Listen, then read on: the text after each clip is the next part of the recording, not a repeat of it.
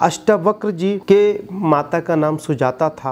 अष्टावक्र जब गर्भ में थे तो गर्भ में जब थे तभी उनको पूरा ज्ञान हो गया था।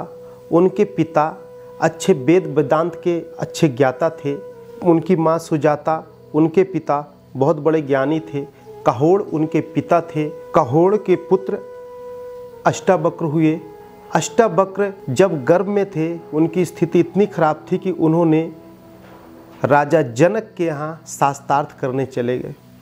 जब राजा जनक के यहाँ शास्त्रार्थ करने गए तो शास्त्रार्थ में एक बंदी नाम का विद्वान था। अच्छे अच्छे विद्वान उससे परास्त हो जाते थे। जो विद्वता में जीतता था उसे पुरस्कार दिया जाता था और जो शास्त्रार्थ में पराजित होता था उसे मृत्यु की सजा दी जाती थी। जब अष्टावक्र माता सुजाता के गर्भ में थे तो उद्दालक मुनि शास्त्रार्थ के लिए दरबार पर पहुँचे। दरबार पर पहुंचकर उन्होंने शास्त्रार्थ किया।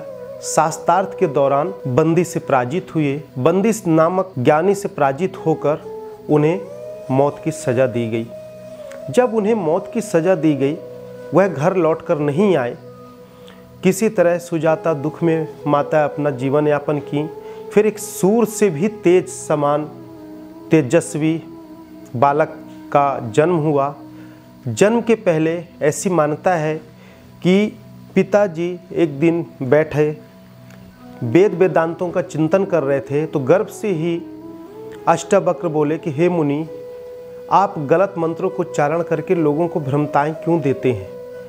मुनि नाराज होकर पिता ने श्राप दिया कि जा तू जब जन्म लेगा तो 8 अंगों से तू टेढ़ा रहेगा। और वह श्रापित होने के कारण 8 अंगों से टेढ़े अष्टावक्र जी का जन्म हुआ।